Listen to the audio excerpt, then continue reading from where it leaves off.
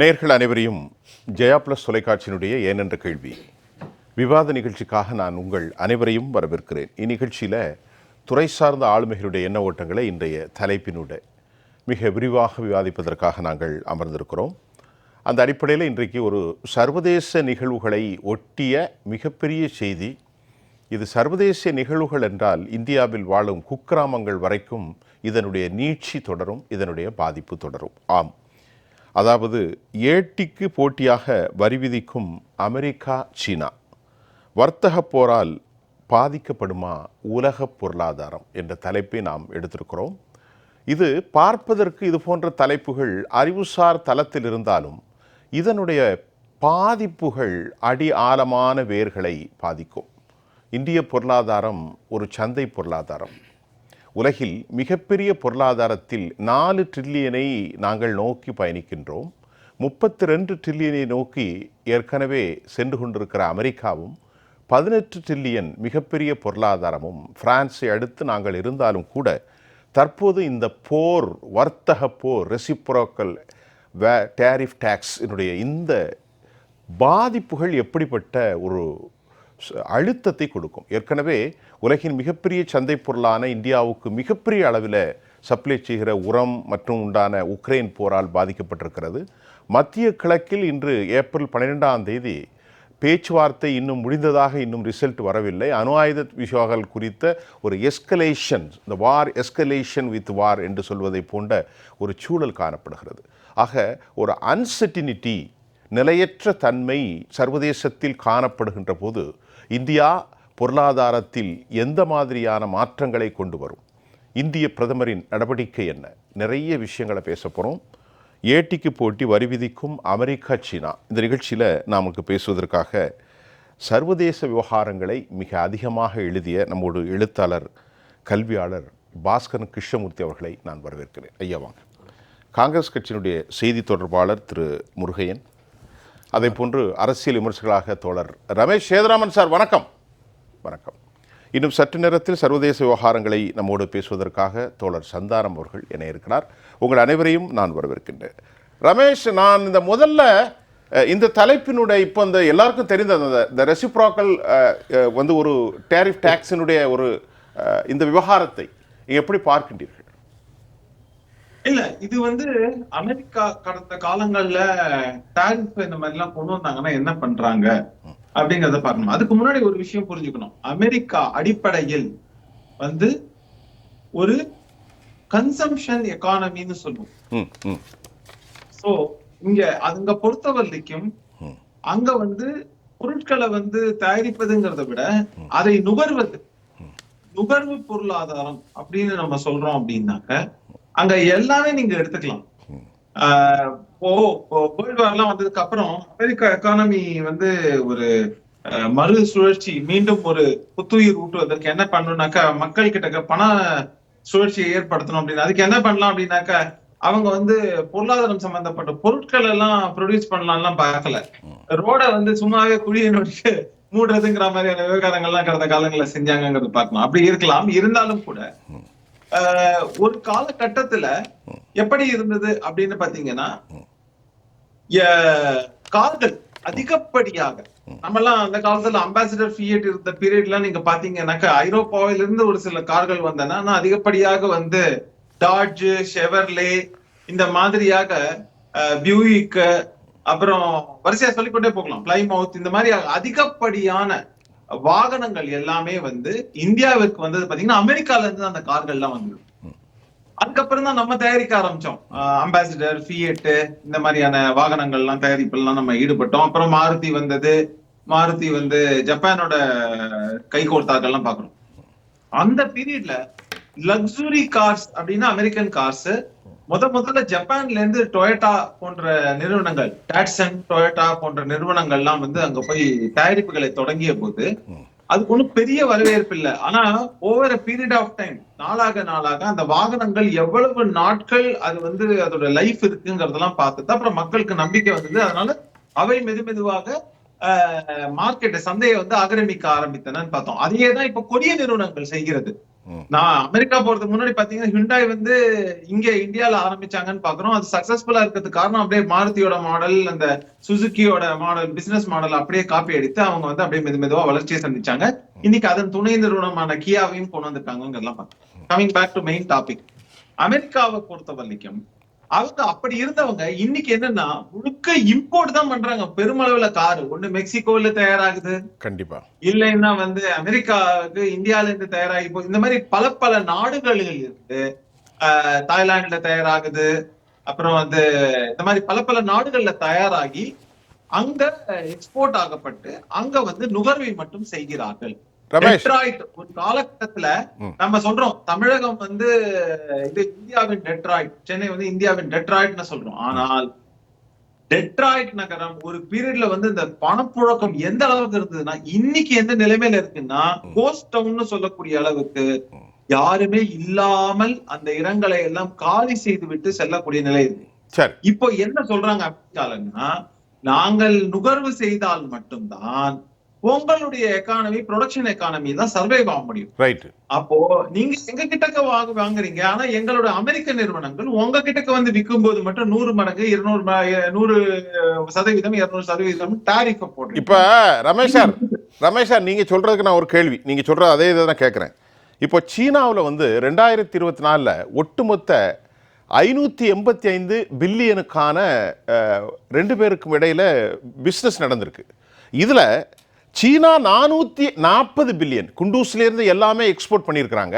America சில முக்கியமாக car, சில டெக்னாலஜி சம்பந்தமாக ஒரு 145 பில்லியன் தான். 2 பேருக்கு இடையில ட்ரேடு டெபிசிட் கிட்டத்தட்ட 295 பில்லியன் யூஎஸ் டாலர், ஒரு 300 பில்லியன் டாலர் யூஎஸ் டாலர்.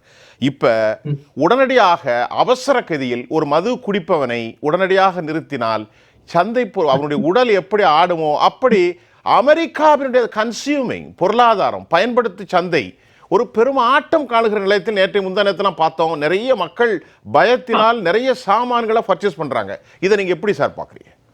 நிச்சயமா ஒரு உதாரணத்துக்கு உங்களுக்கு சொல்றேனே, நீங்க ஒரு உப்பு முதற்கொண்டு அரிசி முதற்கொண்டு இன்னொரு நாட்டுல இருந்து நீங்க இறக்குமதி செய்றீங்க அப்படின்னாக்க அங்க வந்து பலதரப்பட்ட அரிசிகளை பயன்படுத்துவாங்க. மெக்சிகோல இருந்து வருது அரிசி, லாங் கிரெயின் ரைஸ்ன்னு சொல்லுவோம். சரி. அதே மாதிரி இந்தியாவில இருந்து பாஸ்மதி அரிசி, அப்புறம் வந்து இந்த தாய்லாந்து போன்ற நாடுகள்ல இருந்து ஸ்டிக்கி ரைஸ்ன்னு சொல்லுவாங்க. அதாவது வந்து அது கொஞ்சம் அதன் இந்த பிசுபிசுப்பு தன்மை அதிகமா இருக்கும். அதை வந்து அந்த ரோல்ஸ் அந்த மாதிரியான விஷயங்களுக்கு எல்லாம் பண்ணுவாங்க.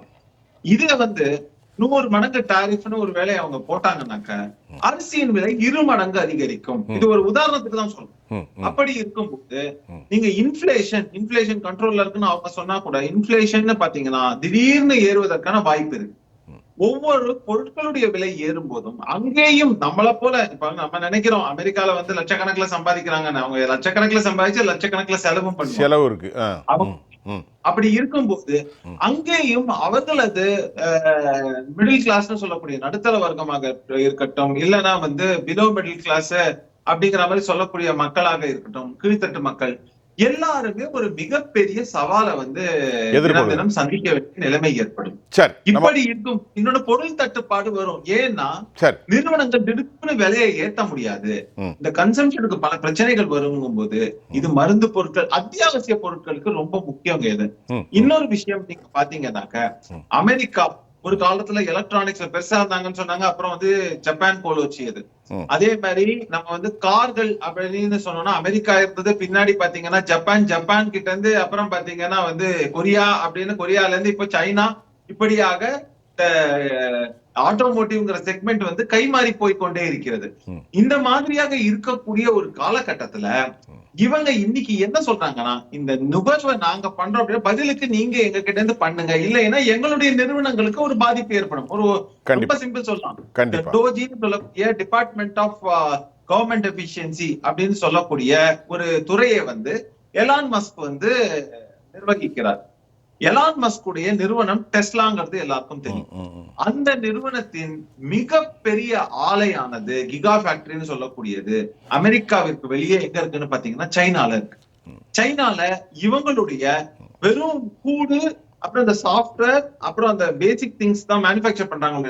பேட்டரியை யார்கிட்ட வாங்குறாங்கன்னு பாத்தீங்கன்னா சைனாக்காரங்க சொல்லக்கூடிய சிஏடிஎல்னு சொல்லக்கூடிய கேட்டில் அப்படிங்கிறவங்க இவங்க கிட்ட வந்து மட்டும்தான் அந்த பேட்டரியை வாங்கி இந்த வந்து அசெம்பிள் பண்ணி அமெரிக்காவிற்கு ஏற்றுமதி செய்யப்படுகிறதுங்கிறத பார்க்கணும். இப்படியாக பல விஷயங்கள் இருக்கும்போது சைனா இப்ப என்ன பண்றாங்கன்னா, பேட்டரி டெக்னாலஜி தான் அடிப்படையே ஒரு எலக்ட்ரிக் கார் ரெவல்யூஷன் வரணும்னாக்க அவங்க வந்து இந்த கனிமங்கள் சொல்லக்கூடிய ரேர் எர்த் மினரல்ஸ்னு சொல்லக்கூடிய இந்த கனிமங்களை எங்கேயுமே உலகத்துல அரிதாக கிடைக்கக்கூடியதெல்லாம் தங்கள் வசம். ஏன்னா ஆப்பிரிக்காவுக்கு போனாங்க. ஆப்பிரிக்கால போய் இந்த எல்லா சுரங்கங்கள்லாம் வாங்கி இந்த சுரங்கத்துல இருந்து இருக்கக்கூடிய ரேர் எர்த் மினரல்ஸ் எல்லாத்தையும் வந்து எடுத்து மொத்தமா சைனால கொண்டு போய் டம்ப் பண்ணிட்டாங்க. ஓகே, இப்போ உங்களுக்கு அந்த ரேர் எர்த் மினரல்ஸ் பலேடியம்ல இருந்து ஆரம்பிச்சு நீங்க பல இதெல்லாம் சொல்லலாம். அந்த மாதிரியாக இந்த மெட்டல்ஸ் எல்லாம் வேணும்னா சேட்டலைட் போன் தயாரிக்கிறதுல இருந்து ஆரம்பிச்சு எதுக்கு வேணா மெட்டல் வேணும்னா அது இன்னைக்கு சைனா கிட்ட தான் அதிகப்படியான கையிருப்பு இருக்கு. நிச்சயமா. அப்படின்னாக்க எலக்ட்ரானிக்ஸ் எல்லாத்துக்குமே அவங்கள நோக்கிதான். அதனால அவங்க என்ன சொல்லிட்டாங்க பாருங்க, இப்ப உடனே சைனா என்ன சொல்லிட்டாங்கன்னா, எங்களோட ரேர் எர்த் மினரல்ஸ் நாங்க எக்ஸ்போர்ட் பண்றதை இமீடியட்டா ஸ்டாப் பண்ண போறோம். அப்படின்னாக்க எலக்ட்ரானிக்ஸ்க்கு தேவையான அந்த முக்கியமான அந்த இது ரா மெட்டீரியல்ஸ் இன்னைக்கு அமெரிக்கா வந்து எலக்ட்ரானிக்ஸ்ல ஒரு சில நிறுவனங்கள்லாம் போலோச்சிக்கிறதுனா கூட அவங்களுக்கு அதோட தேவையுடைய ஒரு மிகப்பெரிய தாக்கம் ஏற்படுகிறது. இன்னொரு பக்கம் சைனா என்ன பண்றாங்கன்னா, ஒரு 7-8 நாடுகள் ஆசியாவில் முக்கியமான நாடுகள் கூட கைகோர்த்து கொண்டு நமக்குள்ளே ஒரு ட்ரேட் பண்ணிப்போம். இப்ப ரஷ்யாவாக இருக்கலாம், இன்னும் பல நாடுகளாக இருக்கலாம், அதுல இந்தியா இன்னும் சேரவே இல்லை. அந்த நாடுகளுக்குள்ளேயே நம்ம ஒரு பரிவர்த்தனை செய்து கொண்டு ஒரு சுழற்சியான ஒரு பரிவர்த்தனையை செய்து கொள்வோம். அப்போ அந்த தாக்கத்தை பெருமளவுல குறைக்கலாம்னு அப்படி ஒரு முன்னெடுப்பை எடுத்ததுனால அது எவ்வளவு எஃபெக்டிவா இருக்குங்கிறது இனிமேதான் பார்க்கணும். எடுத்த உடனே மிகப்பெரிய சரிவு ஏற்பட்ட சீன சந்தை ஓரளவுக்கு மேல போயிருக்குங்கிறதையும் நம்ம பார்க்கணும். இப்படியாக இருக்கு. நம்ம வந்து வெயிட் அண்ட் வாட்ச். ஆனா ஒரு பக்கம் என்னன்னா, முன்னாடியே பேச ஆரம்பிச்சிட்டோம். ட்ரம்ப் கிட்ட ஜெய்சங்கர் போய் பேசி பல விஷயங்களை செய்து கொண்டிருக்கிறாங்க. அந்த இதெல்லாம் பண்ணிருக்காங்க. முன்னாடியே பேச ஆரம்பிச்சாச்சு. ஏன்னா நமக்கு பயம், ஏன்னா நமக்கு அதுக்கான இம்பாக்ட் பல இதுக்கு. ஏன்னா இதுக்கு முன்னாடில இருந்தே பாத்தீங்கன்னா டெஸ்லா நிறுவனம் அமெரிக்கால இருந்து இந்தியாவுக்குள்ள வரதுக்கான பல முயற்சிகளை முயன்ற போதும் கூட இங்க இருக்கக்கூடிய இந்த டாரிஃப் இந்த மாதிரியான விஷயங்கள்னால அவங்களால அவ்வளவு சீக்கிரம் உள்ள நுழைய முடியல. அப்படிங்கறது தொடர்ந்து பேச்சுவார்த்தை தான் நடந்து கொண்டிருந்ததுங்கிறதான் பாக்குறோம். இனி வரும் காலங்களில் இது எப்படி இருக்க போகுதுங்கிறத நம்ம பார்ப்போம். சிறப்பு சார், ரொம்ப நிறைய விஷயம் பேசியிருக்கீங்க. கனிமங்களுடைய விவகாரம், அதாவது லோக்கல் எம்எஸ்எம்இ மாதிரி சந்தை பொருளாதாரம், அவருடைய உற்பத்தி திறன், இன்னும் நீங்கள் சொல்லுவ மாதிரி ஆசிய மண்டலத்தில் அவர்களுக்குள் ஒரு இணைப்பை ஏற்படுத்தினால் அமெரிக்காவுக்கு வருங்கால சவால்கள், இதையெல்லாம் நான் உங்களுடைய பதிலிருந்து எடுத்திருக்கிறேன். இப்போது நம்மோடு சர்வதேச விவகாரங்களுடைய நிபுணராக திரு தோழர் சந்தானம் அவர்கள் இணைகிறார். வணக்கம் சந்தானம் சார். வணக்கம் சார். சார், இப்போ திரு ரமேஷ் சேதுராமன் நிறைய விஷயத்த சொன்னார். உற்பத்தி பொருளாதாரம், சந்தை பொருளாதாரம், இரண்டு வல்லரசுகளுக்கான மோதல், நிறைய விஷயத்த சொன்னார். இப்போ உங்களுடைய பார்வையில் நான் என்ன சொல்கிறேன்னா, இந்த போட்டி எந்த அளவிற்கான ஒரு இம்பேக்ட், ஒரு பாதிப்பை நமது நாடுகள் போன்றது மட்டுமல்ல, யூரோப்பியன் எடுத்துக்கிடலாம், இந்தியா போன்ற சந்தைகளெல்லாம் எந்த மாதிரியான விளைவுகளை ஏற்படுத்தும்? அவசர கதியில் எடுக்கின்ற ட்ரம்புடைய நடவடிக்கையை பற்றி நீங்கள் எப்படி பார்க்குறீங்க சார்? இப்போ நம்ம இந்த இதுக்கான கான்சிக்வன்ஸ் எப்படி இருக்கும் அப்படின்னு கேக்குறீங்க. இத வரலாற்று ரீதியா கொஞ்சம் பார்த்தா இதோடைய தாக்கம் நம்மளுக்கு இன்னும் நல்லா புரிஞ்சுக்க முடியும் அப்படின்றத நான் நினைக்கிறேன். இப்போ அமெரிக்கா, பிரிட்டன், பிரான்ஸ் இந்த மாதிரி மேற்கத்திய நாடுகள் எல்லாம் பார்த்தோம் அப்படின்னாலே நம்மளுக்கு ஒரு விஷயம் நல்லா தெரியும். இவங்க எல்லாருமே வியாபார நோக்கங்கள் கொண்ட நாடுகள்.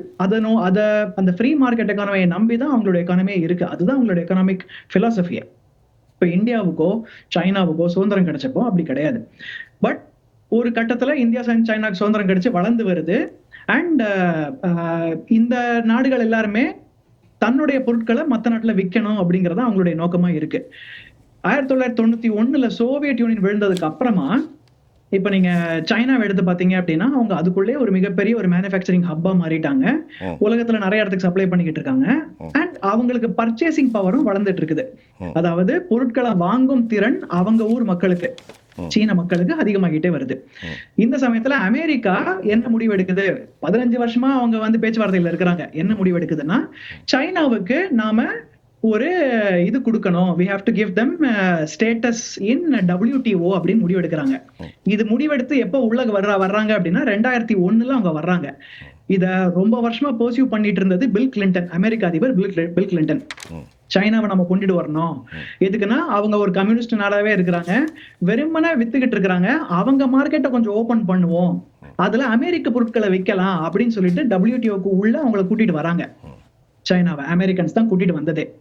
அப்படி உள்ள கூட்டிட்டு வந்ததுக்கு அப்புறமா என்ன ஆகுது அப்படின்னா, சைனா மற்ற நாடுகளுக்கு தன்னுடைய மார்க்கெட்டை ஓபன் பண்ணணும், அதே மாதிரி மற்ற எல்லா நாடுகளும் சைனீஸ் ப்ராடக்ட்ஸ்க்கு ஓபன் பண்ணணும்ன்ற கம்பல்ஷன் வருது. இப்போ அமெரிக்கா எப்படி இதை பாக்குதுன்னா, இந்த மாதிரி சைனாவை உள்ள கூட்டிட்டு வரதுனால நமக்கு நல்லது நடக்கும், நம்மளால நிறைய பொருட்களை விற்க முடியும், அவங்க ஊர்ல நிறைய பொருளை வாங்குறதுக்கு அவங்களுக்கு திறன் இருக்கு, விற்க முடியும், எல்லாரும் பண்ணுவோம் அப்படின்னு சொல்லிட்டு இவங்க என்கரேஜ் பண்றாங்க. சைனா என்ன பண்ணுச்சு அப்படின்னா, உள்ள வந்ததுல இருந்தே அவங்க தே ஸ்டார்டட் ஸ்கியூயிங் த மார்க்கெட். என்ன பண்ணாங்க அப்படின்னா, அவங்களுக்கு உள்ள இருக்கிற அவங்களுடைய ஓன் உற்பத்தி திறனை வளர்க்கணுன்றதுக்காக நிறைய சப்சிடிஸ், அதுக்கப்புறமா ஃபோர்ஸ்டு டெக்னாலஜி டிரான்ஸ்ஃபர், வெளிநாட்டுல இருந்து அவங்க ஊர்ல இன்வெஸ்ட் பண்ணணும் அப்படின்னா நீங்க உங்க டெக்னாலஜியை எங்க ஆளுகளுக்கு நீங்க சொல்லி கொடுத்துதான் ஆகணும் அப்படின்னு கம்பல் பண்றது, நிறைய இன்டெலெக்சுவல் ப்ராப்பர்ட்டி எல்லாம் திருடுறது, இந்த மாதிரி எக்கச்சக்க விஷயங்களை செஞ்சு அமெரிக்கன்ஸ், பிரெஞ்சு, பிரிட்டிஷ், மொத்த ஐரோப்பியன் யூனியன், இந்தியா அத்தனை பேரையுமே பீட் பண்ணிட்டாங்க. இந்த குளோபலைசேஷன் ஃப்ரீ மார்க்கெட் எக்கானமி கேம்ல அவங்க எல்லாருமே பீட் பண்ணிட்டாங்க. பீட் பண்ணி எந்த அளவுக்கு அவங்க கொண்டு வந்துட்டாங்க அப்படின்னா, அது எந்த அளவுக்கு நம்ம சொல்லலாம் அப்படின்னா, அவங்க மார்க்கெட்டை அபியூஸ் பண்ணிட்டாங்கன்னே சொல்லலாம். உலக அளவுல, உலக வர்த்தகத்துல என்னென்ன மாதிரிலாம் டேர்ம்ஸ் நீங்க ஃபாலோ பண்ணணும்னு எல்லா கண்ட்ரியும் நிர்ணயிச்சு WTO சொல்லுதோ, சைனா அதை முழுமையெல்லாம் ஃபாலோ பண்ணல, அதை ரொம்ப அபியூஸ் பண்ணிட்டாங்க. அபியூஸ் பண்ணிட்டு இப்போ அமெரிக்கன்ஸுக்கு அது கிட்டத்தட்ட ஒரு வாழ்வாசாவன்ற நிலைமையில அவங்க இதை பாக்குறாங்க. வாழ்வாசாவ நிலைமையாங்கிறது வேற, நிஜமாவே அதுதான் நிலைமைங்கிறது வேற, ஆனா அமெரிக்கன்ஸ் இப்படிதான் பாக்குறாங்க. இதை பார்த்துட்டு இப்ப அமெரிக்கன்ஸ் நான் டாரிஃப் போடுவேன், இல்ல நான் அதுக்கு மேல நான் டாரிஃப் போடுவேன் இவங்க எதிர்த்து பேசுறது இப்படி போய்கிட்டு இருக்கு. இதுல நேரடியா இன்னைக்கு யாரு பாதிப்படைவாங்க அப்படின்னு கேட்டீங்கன்னா அமெரிக்கன்ஸ் தான். அதுக்கு என்ன காரணம் அப்படின்னா, நீங்க ஃபர்ஸ்ட் இவங்க ரெண்டு பேருடைய பொலிட்டிக்கல் ஸ்ட்ரக்சரை நீங்க பாக்கணும். அமெரிக்காங்கிறது 1000 தான் இருந்தாலும் ஒரு ஜனநாயகம், அவங்க ஒரு டெமோக்ரஸி தான். சைனா அப்படி கிடையாது, சர்வாதிகாரம். அவங்க ஜி ஜின்பிங் ஏற்கனவே 10 வருஷத்துக்கு மேல இருக்கிறாரு, இன்னும் 10-15 வருஷம் 20 வருஷம் கூட இருப்பாரு அவரு. ஆனா ட்ரம்ப்புக்கு 4 வருஷம் தான் இருக்கு, அவருக்கு 4 வருஷம் தான் இருக்கு. அவர் என்ன எய்ம் பண்றாரு இந்த டாரிஃப் மூலமா அப்படின்னா, மொத்த சப்ளை செயினையும் மாத்துவேன், சார் சொன்ன மாதிரி சப்ளை செயின் எல்லாம் மாத்துவேன், எல்லாத்தையுமே நான் அமெரிக்கா சென்ட்ரிக்கா நான் கொண்டு வருவேன் முயற்சி பண்றாரு. பட் இந்த 4 வருஷம் விளையாட்டுல ட்ரம்ப் தோத்து போறதுக்கு வாய்ப்பு தான் ரொம்ப அதிகம். சைனாவால 4 வருஷம் தாக்கு பிடிக்கிறது அவங்களுக்கு பிரச்சனை இல்ல. அவங்க ரொம்ப வருஷமாவே ஆக்சுவலா கொஞ்சம் எக்கானமி அவங்களுக்கு டவுன் ட்ராடனா தான் போய்கிட்டு இருக்குது, குறைஞ்சிக்கிட்டு தான் வந்துகிட்டு இருக்கு. இன்னொரு 4 வருஷம் அவங்களுக்கு தாக்கு பிடிக்கிறது ஒரு பிரயோஜனம் கிடையாது. ஆனா ட்ரம்ப்போடைய காலத்துக்கு அப்புறமா நம்ம பாத்துக்கலாம் அப்படிங்கிற மாதிரி தான் இவங்க இருப்பாங்க. இதுல நிஜமாவே பாதிக்கப்பட போறது யாரு அப்படின்னா நாம எல்லாரும் தான். ஏன்னா ரெண்டுமே ரொம்ப ரொம்ப மிகப்பெரிய economies of the world, top 2 economies of the world. இவங்க 2 பேருக்குள்ள இருக்கிற வர்த்தகம் அது கொஞ்சம் அது தோண்டு போகும்போது அவங்க என்ன பண்ணுவாங்க, பாக்கி எல்லாருக்கிட்டையுமே அவங்க ஃபோர்ஸ் பண்ண பார்ப்பாங்க. நம்மளுக்கு சாய்ஸஸ் கம்மியாகும், நம்மளுக்கு சில ஆப்பர்ச்சுனிட்டிஸும் இருக்கு, இந்தியா மாதிரி நாடுகளுக்கு சில ஆப்பர்ச்சுனிட்டிஸும் இருக்கு, ஆனா சாய்ஸஸ் நம்மளுக்கு ரொம்ப கம்மியாகும். டீலிங்ஸ் எல்லாமே பேசுறது ரொம்ப அதிகாரத்தை ரொம்ப அதிகமா யூஸ் பண்ணி தான் நம்மள அவங்க டீல் பண்ணுவாங்க, அமெரிக்கன்ஸா இருக்கட்டும் சைனீஸா இருக்கட்டும். அதுதான் நிலைமையா இருக்கும். இந்தியாவுக்குன்னு சில வாய்ப்புகள் இருக்கு, ஆப்பர்ச்சுனிட்டிஸ் இருக்கு. இந்தியா நினைச்சா அதை நல்லா யூஸ் பண்ணி பெரிய ஒரு எக்கனாமிக் growth அடைய முடியும். பட் இதுல எதுவுமே சர்டனா சொல்ற மாதிரி ப்ரெடிக்ட் பண்ற மாதிரி ஒரு முடிவை நம்மளால சொல்ல முடியாது. அதுதான் இப்ப இருக்கிற நிலை. ரொம்ப நிறைய பேசியிருக்கீங்க. இருங்க சார், நம்ம ரெண்டாவது நான் உங்கள்கிட்ட வர்றேன். பாஸ்கரன் கிருஷ்ணமூர்த்தி, இப்போ கார்ப்பரேட் எக்கனாமி, இன்டர்நேஷ்னல் சர்வதேச பொருளாதாரம், கார்ப்பரேட் எக்கனாமி இல்லாமல் சர்வதேச பொருளாதாரம் இருக்கிறதா, அந்த ரெண்டுக்குள்ள தொடர்புங்கிறது ஒரு விவகாரம். அது நீங்கள் தெளிவாக பல கட்டுரைகள் எழுதியிருக்கீங்க. இப்போ இந்த விதமான அழுத்தம் கிட்டத்தட்ட 43% சர்வதேசத்தில் இவர்களுடைய பொருளாதாரம், மொத்தம் இது 32 ட்ரில்லியன், அவர்கள் 18 ட்ரில்லியன், நாமெல்லாம் கம்மி. ஒட்டுமொத்த பொருளாதாரத்தில் 43% தன் கையில் வைத்திருக்கக்கூடிய 2 பேருடைய இந்த வரி போர் எப்படி பார்க்குறோம்? Very good. இப்போது சில அடிப்படை உண்மைகள் வச்சுக்கிட்டு தான் நம்ம சர்வதேச பொருளாதாரத்தை அணுக முடியும். கடந்த சுமார் 45 ஆண்டுகளாக சர்வதேச பொருளாதாரத்தை ரொம்ப நெருக்கமாக கவனித்த வரையில் ஒரு இடத்துல இந்தியா மிகவும் வலிமையாக இருக்கிறது. தொடர்ந்து சொல்லிட்டு வரேன் நான். தொடர்ந்து சொல்லிட்டு வரேன். ஆமாம், வலிமையாக இருக்கு. மிக வலிமையாக இருக்கு. ஏன் அப்படின்னா இந்தியன் எக்கானமிங்கிறது it's basically an indigenous economy, உள்நாட்டு பொருளாதாரம். இந்திய பொருளாதாரம்ங்கிறது முழுக்க முழுக்க முழுக்க உள்நாட்டு பொருளாதாரம். அதாவது நம்முடைய தற்சார்பு பொருளாதாரம். இதில் என்ன அப்படின்னா உனக்கு பெரியவங்களாம் இருக்காங்க, அவங்களும் தெரிஞ்சிருக்கும். கோவிட் போது நீங்கள் பார்த்தீங்கன்னாக்க நம்முடைய விவசாயம் பாதிக்கப்படவில்லை. மீன் பிடித்தல் பெரிதாக பாதிக்கப்படவில்லை. கிராம கைத்தொழில்கள் பாதிக்கவில்லை. எது பாதிப்புக்குள்ளாச்சுன்னா சேவை துறை தான் பாதிக்கும். Service sector. அதில் கூட நீங்கள் பார்த்தீங்கன்னாக்க சேவைத்துறை சுமார் 2-3 மாதங்களிலே சுதாரித்து கொண்டு விட்டது. சரிங்களா? என்ன அர்த்தம் அப்படின்னா இதற்கான தேவையும் இதற்கான உற்பத்தியும் இதற்கான வருமானம் எல்லாமே இந்த நாட்டுக்குள்ளேயே இருக்குது.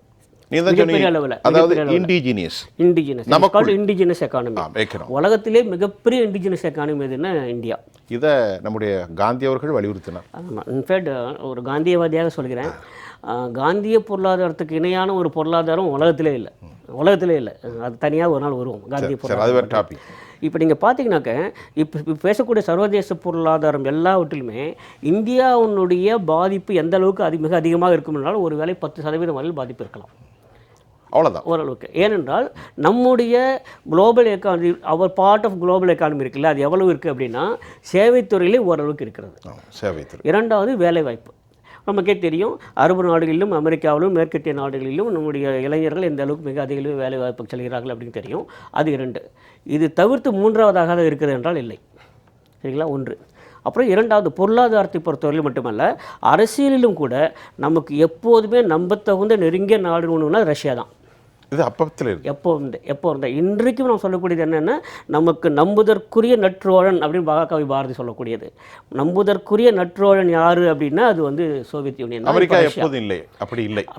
அமெரிக்கா எப்போதுமே இல்லை, சைனா எப்போதுமே இல்லை. அதை நம்ம புரிஞ்சுப்போம். அது பக்கத்து வீடு சைனா, அது எப்போதே நமக்கு இல்லை. ஆனால் நமக்கு நம்புதற்குரிய நற்றோழன்கிறது ரஷ்யா தான். ரஷ்யாவுக்கும் நமக்கும் இருக்கக்கூடிய இந்த இணக்கம் இருக்கு இல்லையா, இதுதான் அமெரிக்காவுக்கும் உறுத்துகிறது, சைனாவுக்கும் உறுத்துகிறது. இப்போ நம்ம ஐஎன்ஆரை கொடுத்து சந்தைப்படுத்தி வாங்கி குவிச்சுக்கிட்டு இருக்காங்க. சரிங்களா? ஒரு லெவலுக்கு மேலே வேணாண்ட மாதிரி இருக்கு. இப்போ உண்மையிலே நீங்கள் பார்த்தீங்கன்னாக்க பல முறை நம்ம சொல்லியிருக்கோம், பல முறை கட்டுரையிலும் சொல்லியிருக்கேன், அரபு நாடுகளும் நமக்கு இருக்கக்கூடிய இந்த உறவு எந்த அளவுக்கு இணக்கமாக இருக்கிறது என்று சொன்னால், நாம் இஸ்ரேலுடன் எல்லா உறவு வைத்துக் கொண்டிருந்தாலும் அரபு நாடுகள் உறவை பாதிப்பதில்லை. அது தனி ட்ராக்ல போகுது. எப்பவுமே என்னன்னா இந்தியாவோட வெளியுறவு கொள்கையில் நம்ம தெளிவாக இருக்கிறோம். 2 விஷயத்தை நம்ம சொல்லிடுவோம். என்ன தெரியுமா? எந்த ஒரு உள்நாட்டு விஷயத்திலையும் நம்ம தலையிட மாட்டோம். 1. அதே மாதிரி ஒரு நாட்டின் உறவு இன்னொரு நாட்டு உறவுடன் தொடர்புபடுத்தி பார்க்க மாட்டோம். 2ம் தனித்தனியானது அப்படிங்கிறத நேரு வகுத்த கொள்கை அது. சரிங்களா? அது தொடர்ந்து பண்ணிட்டுருக்கோம். அப்போது பொருளாதாரத்திலும் இதே தான் பிரதிபலிக்கிறது. நம்மை பொறுத்தவரையில் அமெரிக்காவுக்கு விதிக்கிற வரியாக இருக்கட்டும் அல்லது சைனா விதிக்கிற வரியாக இருக்கட்டும் பெரிய அளவில் இந்திய பொருளாதாரத்தில் பாதிப்பை ஏற்படுத்தாது மிகப்பெரிய அளவில். ஆனால் என்ன ஒரு பெரிய விஷயம் கவனிக்கணும் அப்படின்னா, அமெரிக்க அதிபராக 8 ஆண்டுகளுக்கு முன்பு முதல் முறையாக ட்ரம்ப் பதவியேற்ற போதே அவர் உரை நிகழ்த்தினார். அப்போ சொன்ன முதல் வாக்கியமே America first will be my policy அப்படின்னு தான் சொன்னார். அமெரிக்கா முதலில் என்பதுதான் முதல் கொள்கையாக இருக்கும் அப்படின்னு சொன்னார். உடனே அடுத்த நாள் அதை பற்றி ஒரு கட்டுரை வந்தது என்னுடையது. அப்போது அவர் என்ன மீன் பண்ணார் அப்படின்னா, இன்றைக்கும் அதே தான் சொல்லிட்டு இருக்காரு, மாறவே இல்லை. அவர் என்ன சொன்னார் அப்படின்னா, அமெரிக்கா பிற நாடுகள் உறவு வச்சு பார்க்குற போது அமெரிக்காவால் பிற நாடுகளுக்கு ஆதாயமா பிற நாடுகளால் அமெரிக்காவுக்கு ஆதாயமா என்று பார்த்தால் எப்போதுமே அமெரிக்க வர்த்தகத்தால் பிற நாடுகள் தான் ஆதாயம் அடைந்திருக்கின்ற நமக்கு இல்லை அப்படின்னு தொடர்ந்து சொல்லிட்டு வராரு. அவர் சொல்றாரு சரிங்களா? அவர் சொல்லிட்டு வராரு. அது உண்மையா இல்ல, அது அப்புறம் அது நம்முடைய விவாதத்துக்கு வெளியே. இல்ல, அவர் சொல்றது அவுட் ஆஃப் சிலபஸ். ஆமா, அவர் சொல்றது என்ன சொல்றாருன்னா, எங்களால் பிற நாடுகள் பெற்ற ஆதாயம் தான் அதிகம், அவர்களால் நாங்கள் பெற்ற ஆதாயம் குறைவு தான் அவர் சொல்றாரு. அதை வச்சு தான் அவர் எல்லாத்தையும் பேசிட்டு வர்றாரு. சரிங்களா? அது தனி விவாதம். அது சொன்ன மாதிரி யாருக்கு ஆதாயம்ங்கிறது அதை வச்சு தான் அவர் என்ன பண்றாரு. இப்போ நம்மால் அவர்கள் பெறுகிற ஆதாயத்தில் நாம் திரும்ப பெற வேண்டும் அப்படிங்கிற எண்ணத்தோட தான் அவர் வந்த வரி விதிப்பை அதிகமாக்கி கொண்டே செல்கிறார். இதே பல அமெரிக்க மக்கள் தெரிந்தோ தெரியாமலோ ஆதரிக்கிறார்கள், அது எதிர்க்கிறார்கள். எதிர்க்கிறார்கள். 2 இந்த பக்கம் சைனா வச்சு பார்க்குற போது இந்த இடத்துல மிக கடுமையாக நான் எதிர்த்து வருகிறேன், பேசி வருகிறேன், ஒரு மாதிரி சொல்லுகிறேன். சைனா பொருளாதாரம்ங்கிறது ஒரு பாரோடு எக்கானமி. இந்த வார்த்தையை நான் தான் பயன்படுத்துகிறேன், தொடர்ந்து எழுதிட்டு வரேன். பாரோடு எக்கானமி தான். என்ன அப்படின்னா, சீன பொருட்கள் ஏற்றுமதி செய்வதில் இருக்கு இல்லையா, அதில் கிடைக்கக்கூடிய வருமானத்தை வைத்து தான் சீனா கொழுத்து வருகிறது. ஒருவேளை நான் ஹைப்போதெட்டிக்கலாக சொல்கிறேன். என்ன அப்படின்னா, உலக நாடுகள் அனைத்தும் சேர்ந்து நாளைக்கே நாங்கள் சீன பொருட்கள் வாங்க போவதில்லை அப்படின்னு முடிவு பண்ணாங்க வச்சுக்கோங்களேன். Take it from me, Chinese economy will be doomed. அவ்வளோதான். ஒன்றும் பண்ண முடியாது. ஒன்றும் பண்ண முடியாது. சரிங்களா? Totally collapse. ஏன்னா இது டோட்டலாக கொலாப்ஸ். ஆமாம், இது எந்த ஒரு இடத்த ப்ரூவ் ஆச்சு அப்படின்னு நீங்கள் பார்த்தீங்கன்னாக்க, கோவிட் பெருந்தொற்றுக்கு உடனடியாக சைனாவுக்கும் ஆஸ்திரேலியாவுக்கும் இடையில ஒரு பெரிய ஒரு போர் நடந்தது, வர்த்தக போரே நடந்தது. அவங்க என்ன ஓப்பனாக சொன்னாங்க, பெருந்தொற்றுக்கு சைனா தான் காரணம், அதுதான் பாதிப்பு அது வந்து சைனா கடுமையாக எதிர்த்து இந்த மாதிரி சொன்னதுனால அங்கே ஆஸ்திரேலியாவுடன் எங்களுக்கு வந்து உறவு கொள்ள போவதில்லை. உடனே இம்மிடியாக சொல்லிட்டாங்க, வேணான்ட்டாங்க. ஆஸ்திரேலியா வேண்டாம், எங்களுக்கு சைனாவோட வர்த்தகம் வேண்டாம் அப்படின்ட்டாங்க. அப்புறம் யார் இறங்கி வந்தனா? சைனா தான் இறங்கி வந்தது. ஏன்னா அவங்க புரியுது, சைனா அவங்களுக்கு ஒவ்வொரு நாட்டின் சந்தையும் தேவைப்படுகிறது. சைனாவுக்கு ஒவ்வொரு நாட்டின் சந்தையும் தேவைப்படுகிறதுங்கிறது தான் நிஜம் யதார்த்தம். சரிங்களா? அமெரிக்க பொருளாதார கொள்கை என்பதோ அமெரிக்க அரசனுடைய உறவு என்பதோ இரண்டாவது. ஆனால் சைனாவை பொறுத்தவரை மிக முக்கியமாக தேவைப்படுவது அமெரிக்காவுடைய சந்தை, நுகர்வு சந்தை. அமெரிக்காவின் நுகர்வு சந்தை சைனாவுக்கு தேவைப்படுகிறது. இந்தியாவினுடைய மிகப்பெரிய சந்தை சைனாவுக்கு தேவைப்படுகிறது, அமெரிக்காவுக்கும் தேவைப்படுது. அவங்க என்ன சொல்லுவோம், அவங்களுக்கு அதுவே தான். அப்போ எது நிர்ணயிக்கிறது அப்படின்னா, சந்தையின் அளவு, சந்தையின் தேவை, சந்தையின் வலிமை, தி பொட்டன்ஷியல்ஸ் ஆஃப் தி மார்க்கெட், அதுதான் முக்கியம். அப்போது இந்திய சந்தை மிகவும் வலிமையாகவும் இருக்கிறது, பெரியதாகவும் இருக்கிறது, சைனாவுக்கு தேவை. இரண்டாவதாக அமெரிக்காவுடைய சந்தை பெரிதாகவும் இருக்கிறது, வலுவாகவும் இருக்கிறது, சைனாவுக்கு தேவை. இது சைனாவை பக்கத்துலேருந்து பார்க்குறது. அமெரிக்கா பக்கத்தில் நீங்கள் பார்க்குற போது ஆல் சடன்டன் இப்போ அமெரிக்க பொருளாதாரத்தை அடுத்த நிலைக்கு கொண்டு செல்ல வேண்டிய கட்டாயம் ட்ரம்புக்கு இருக்கிறது. அதனால ஒரு வலிமையான பொருளாதாரமாக இது இல்லை இப்போதைக்கு. அமெரிக்கா சரிவை சந்தித்து வருகிறது. ஆனால் கடுமையான சரிவு என்று சொல்வதற்கில்லை, ஆனால் சரிவை சந்தித்து வருகிறது. அப்போ அவர்களுக்கு இப்போ இருக்கக்கூடிய இம்மீடியட் த்ரெட் என்ன அப்படின்னா, சைனாவுக்கு எதிராக ஒரு செக் வச்சானா அமெரிக்கா வந்து அடுத்த நிலைக்கு சென்று வர முடியும் அவர் நம்புறாரு. ஏன்னா அது சரிங்களா, அவர் நம்பக்கூடிய, அதாவது ஜியோபாலிட்டிக்ஸ்லாம் இருக்கிறது, தி பேசிக் ஸ்ட்ரக்சர் ஆஃப் எகனாமி. ஆமாம், ஏன்னா அவர் என்ன நம்புறாரு அப்படின்னா, அமெரிக்க மக்களிடம் சைனாவுக்கு எதிராக பேசினால் அதற்கு ஒரு பெரிய ஒரு ஈர்ப்பு இருக்கும்னு அவர் நம்புறாரு. அதனால் சைனாவுக்கு எதிராக இருக்கக்கூடிய எல்லாவற்றையும் அவர் நம்புறாரு. சரிங்களா? இது அவருடைய அரசியல். இப்போது சார் இந்த வர்த்தகம், அந்த போர் அப்படின்னா இருக்கு இல்லையா, இதில் பல பேர் கவனத்தில் கொள்ளாத இன்னொரு அம்சம் இருக்குது சார். உலகம் முழுக்க இன்றைக்கி எந்த வர்த்தகம் மிகப்பெரிய அளவில் போய்கொண்டு இருக்கிறதுனா அது வந்து ஆயுத வர்த்தகம் தான். ஆயுத வர்த்தகம் தான், சந்தேகமே இல்லை.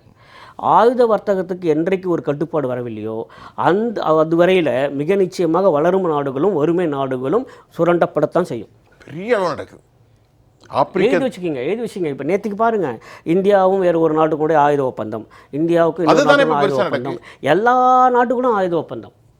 நான் வந்து இந்தியாவை மட்டும் நான் குறிப்பிட்டு சொல்ல வரல. சரிங்களா? பொதுவாக நீங்கள் பார்த்தீங்கன்னாக்கா அந்த மாதிரி வர்த்தகம் இருக்கிறது இல்லை. நாங்கள் சொல்கிறோம் இல்லையா, இந்த கோதுமையை பற்றி, அரிசியை பற்றி பேசுகிறோம், எண்ணெயை பற்றி பேசுகிறோம். இந்த வர்த்தகம்லாம் ஒன்றுமே இல்லை சார் ஆயுத வர்த்தகத்துக்கு முன்னால். ஆமாம், ஆயுத வர்த்தக குறைப்பு அப்படின்னு நீங்கள் ஒரே ஒரு வார்த்தை பேசுங்க. நான் இந்தியாவுக்கே நான் ஒவ்வொரு முறையும் கோரிக்கை வைக்கிறேன். ஆயுத குறைப்பு அப்படிங்கிற டிஸ்ஆர்மமெண்ட் அப்படிங்கிறத நம்ம பேசிக்கிட்ட 40 ஆண்டுகள் ஆச்சு. இந்தியா டிஸ்ஆர்மமெண்ட்டுங்கிற பேச்சை எடுத்துக்கிட்ட 30 ஆண்டுகளுக்கு மேலே ஆச்சு. எனக்கு தெரிஞ்சது அநேகமாக PV நரசிம்மராவுக்கு அப்புறம் எந்த பிரதமரும் அதை பற்றி பேசலை. அடல் பிகாரி வாஜ்பாய் ஒரு முறை அதை பற்றி பேசினான்னு நினைக்கிறேன். டிஸ்ஆர்மமெண்ட்டுங்கிற ஒரு விஷயத்தை அப்படி இன்னைக்கு போட்டிங்க வச்சிங்களேன், அமெரிக்காவும் சைனாவும் நாளைக்கே வர்த்தக போட்டு வெளியே வந்துடும்.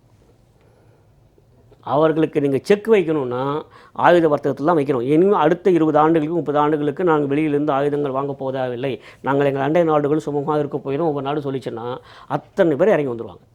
யார் சொல்லணுங்கிறீங்க? வளரும் நாடுகளும் ஆனால் வளரும் நாடுகளுக்கும் வறுமை நாடுகளுக்கும் இந்த ஒரு அச்சுறுத்தலை அவங்க கொடுத்துட்டே இருக்காங்க. அமெரிக்காவும் சைனாவும் ஆயுதம் வாங்கலைன்னா உங்களுக்கு பாதிப்பு வந்துடும், உங்கள் பாதுகாப்பு போயிடும் சொல்லிகிட்டே தான் அவங்க ஆயுதத்தை வித்துட்டு இருக்காங்க. அப்படி தான் போயிட்டு சரிங்களா? அதுதான் நான் சொல்கிறேன். இந்த வர்த்தக போர் என்பது நம்ம திருவிளையாடல் டயலாகோட முடிச்சிடுறேன். இது பெரியவர்களாக சேர்ந்து நடத்துகிற நாடகம் அல்லவா, மிகவும் நன்றாக இருக்கிறது. இன்னொரு பாஸ்கர கிருஷ்ணமூர்த்திக்கு ஒரு விஷயத்தை சொல்லிடுறேன். கடந்த காலம் இந்திய சுதந்திரத்துக்கு பின்பு நாங்கள் ஆயுதம் வாங்கியவர்களாக இருந்தோம்.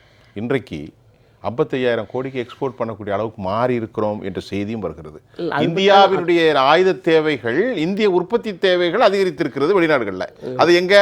வியட்நாம் போன்ற நாடுகளெல்லாம் நம்மள்டேருந்து வாங்குறாங்க. ஆக இது ஒரு உலக கலாச்சாரமாகவே மாறி இருக்கிறது. ஆமாம், எனக்கு என்ன ஒன்று தான், யார் வாங்குறா யார் விற்கிறாங்க இல்லை, ஆயுதமே கூடாது அப்படிங்கிறது தான் எனக்கு. அது காந்திய சித்தாந்தம். ஐயா சொல்லுங்கள். அமெரிக்க அதிபர் ட்ரம்பினுடைய இந்த அதிரடியான சில அறிவிப்புகள் எல்லாம் ஏதோ அவர் தேர்தல் நேரத்தில் மக்களுக்கு நான் வந்தால் அப்படியே அமெரிக்க பொருளாதாரத்தை தலைகீழாக மாற்றி நிறுத்தி விடுவேன் என்று சொன்ன வாக்குறுதிகளை நிறைவேற்றுவதாக நினைத்து கொண்டு அவர் எல்லா நாட்டினுடைய பொருள்களுக்கும் இவ்வளவு வரி, இந்தியாவிலிருந்து வரக்கூடிய பொருள்களுக்கு 27% வரி, ஜெர்மன், பிரான்ஸ், இத்தாலியிலேருந்து வர பொருட்கள்லாம் 25% வரி என்று அதே சைனாவுக்கு 34% வரி 140 போயிட்டு அப்படின்னு போட்டாங்க. போட்ட உடனே இதில் வந்து கடுமையாக எதிர்வினை ஆற்றியது சைனா. அதே போன்று யூரோப்பிய நாடுகளும் கடுமையாக இதை கண்டித்தது. அதுக்கு 20% போட்டு ஆமாம், எதிர்த்தாங்க. எதிர்த்த உடனே இது வந்து எல்லா நாடும் எதிர்க்குதே, என்னடா பண்ணுறதுன்னு கொஞ்சம் பின்வாங்கினாரு. ஆனால் சைனாவுக்கு மட்டும் பின்வாங்கல. இப்போ 3 மாசம் டைம் கொடுத்துருக்காரு. அதான் எல்லா 90 நாள் டைம் கொடுத்தாரு. அது வந்து கொஞ்சம் ஒரு அதிர்ச்சி. எல்லா நாடுகளும் கடுமையாக எதிர்க்கிறது. நீங்கள் வந்து உங்கள் நாட்டு பொருளுக்கு நீ இறக்குமதி பண்ணுற பொருளுக்கெல்லாம் வந்து நீ வரி போட்டியன்னா உன் நாட்டிலேருந்து வர பொருளுக்கெல்லாம் நான் வரி போடுவேன் அப்படின்னு யூரோப்பியன் கண்ட்ரிலாம் கூட 25% வரியை போட்டாங்க. எல்லாம் போட்டாங்க. சைனாவும் போட்டது. சைனா அதே மாதிரி நீ எவ்வளோ போடுறியோ அதே நான் போடுவேன். கனடா மார்க்கரைன் சொல்லிட்டாரு. மெக்சிகோ சின்ன நாடுகள் தான், பக்கத்தில் இருக்க சின்ன நாடுகள், அந்த நாடுகளை கடுமையாக இழுத்தது. ஆனால் இந்திய நாட்டினுடைய பிரதமர் இதை பற்றி எந்த விமர்சனமோ எந்த பதிலோ, இதை பற்றிய இந்த அமெரிக்காவின் அறிவிப்பை பற்றி எந்த கண்டனமோ தெரிவிக்கவில்லை என்பது வருத்தத்துக்குரிய ஒரு விஷயம். இது ராஜதந்திர யுக்தியாக இருக்குமோ? ராஜதந்திர யுக்தி என்ன இருக்கு? நம்ம நாட்டில இருந்து நீங்க 53 ட்ரில்லியன் வந்து இங்கேருந்து ஏற்றுமதி பண்றோம்னு சொன்னா என்ன தெரியுமா போகுது? சார் இப்போ ஒரு நிமிஷம். இந்திய எக்கனாமியை பொறுத்தவரை கடந்த வருஷம் 42 பில்லியன் அளவுக்கு எக்ஸ்போர்ட். அதே மாதிரி இதில் வந்து இந்தியாவிலிருந்து கூட்ஸ் அமெரிக்காவுக்கு போயிருக்கிறது. அமெரிக்காவுக்கு நமக்கு வந்து ஒரு 87 பில்லியன். அதாவது பார்க்கும்போது நம்முடைய பொருளாதாரத்தில் 1.1% தான். அமெரிக்காவுடைய பொருளாதாரத்தில் ஒன்றுமே இல்லை, 0.3 தான் நம்ம எக்ஸ்போர்ட் பண்ணியிருக்கோம். புரியுதா? அப்படி இருக்கும்போது இந்தியா மௌனமாக இருப்பதன் காரணம் என்ன? இல்லை இப்போ இங்கிருந்து நம்ம தானே எக்ஸ்போர்ட் அதிகமாக பண்ணுறோம். நம்ம தான் அதிகமாக பண்ணுறோம். அது போல பாருங்க, மெடிசின், அடுத்தபடியா ஜவுளித்துறை சம்பந்தப்பட்ட. நீங்கள் அது வேற விஷயம். எல்லா கூட்ஸ் போது அதை விட்டுருங்க. இந்தியா இந்த மௌனத்திற்கு காரணம் என்ன? மௌனத்துக்கு காரணம் என்றால் அமெரிக்கா வந்து நம்மளை ஏதாவது பழி வாங்கி விடுமோ, நம்ம வந்து எதிர்த்து போராடணும்னு சொன்னா சிக்கல் வந்துருமோ என்று அவர்களுக்கு வந்து உள்ளுக்குள்ளேயே ஒரு பயம் இருந்து கொண்டே இருக்கிறது. சார், அது இந்தியா மட்டும் தான் பயப்படுகிறதா? ஆமா, அப்படிதான் தெரியுது. உலகமே பயப்படுது. உலக நாடுகள் எதுவுமே பயப்படலையே. நான் சொன்னேன், மெக்சிகோல இருந்து கனடாவில இருந்து பிரிட்டன்ல இருந்து எல்லா நாடுகளுமே கண்டித்திருக்கின்றன. எல்லா நாடுகளுமே நீ ஏத்துனே நானும் ஏத்துவோம் ஐயா, நானும் வரி போடுவோம் ஐயா, நான் உனக்கு பஞ்சம் இல்லை அப்படின்னு எல்லாரும் காட்டினான்ல. சரி, ஏன் அது இந்தியா காட்டல? கையில கப்பு போட்டு வரும்போது ஃப்ளைட்டை திருப்பி அனுப்பிச்சா. சார், நீங்க கொலம்பியாக்காரர்கள் அனுப்பிச்சான். கொலம்பியாக்காரர்களை விளங்கிட்டு ஃப்ளைட்டில் ஏற்றி அமிச்சான். கொலம்பியா என்ன செய்ய பண்ணுச்சு? இது மாதிரிலாம் பண்ணின்னு சொன்னால் நான் வந்து அவ்வளோதான், எனக்கு எந்த தொடர்பும் இல்லை, நான் எல்லாம் துண்டித்துக் கொள்வோம் என்று கடுமையாக எதிர்ப்பு தெரிவித்த பின்னால் அவர் அடங்கினார்கள். ஆனால் இந்தியா நம்ம ஆட்களை வந்து விளங்கிட்டு அழிச்சுக்கிட்டு வந்தாங்க. என்ன பண்ணாங்க? எந்த எதிர்ப்பும் இல்லை. சார், ஒரு கட்டத்தில் 2011-12 நினைக்கிறேன், பிரிக்ஸ் கண்ட்ரின்னு ஒன்று உருவாக்கணும் இல்லையா? அந்த பிரிக்ஸ் கண்ட்ரிக்குன்னு தனி வங்கியை உருவாக்க வேண்டும். அமெரிக்கா சம்பந்தப்பட்ட வங்கிகளோ உலக வங்கிகள் கூட நமக்கு தேவையில்லை.